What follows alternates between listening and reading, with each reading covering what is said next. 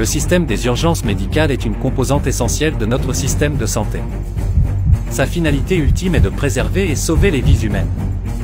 La qualité de cette prise en charge constitue une exigence cruciale pour organiser des événements internationaux comme la Coupe du Monde 2030, attirer les touristes et les investissements étrangers et bien plus encore. Malgré les efforts déployés par les autorités publiques sanitaires durant les 2 dernières décennies, il reste toujours en deçà des besoins et des attentes des usagers et ne répond pas aux normes de l'OMS. Divers déficits ont été identifiés dans la gestion des urgences médicales au Maroc. Manque de coordination entre les différents intervenants dans la filière des urgences médicales, insuffisance enregistrée au niveau du transport sanitaire en cas de situation d'urgence. En cas d'accident de la route, l'intervention est exclusivement réservée à la protection civile, en raison d'une circulaire exclusive datant de 1956. Pénurie de personnel médical qualifié en urgence, manque d'information et de formation du citoyen quant aux gestes de premier secours.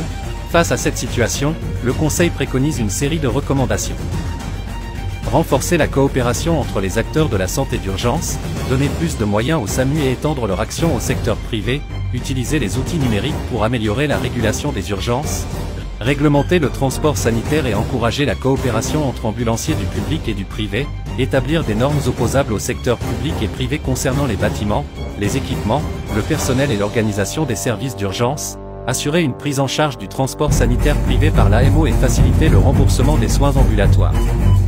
Valoriser les ressources humaines des services d'urgence en promouvant la formation spécialisée et en reconnaissant les risques psychosociaux auxquels sont exposés les soignants, obliger les administrations et les établissements publics à mettre en place des équipements de premier secours tels que les défibrillateurs et créer une application pour les localiser, informer la population sur les gestes de premier secours, formation des enfants, responsables et cadres d'établissements, etc.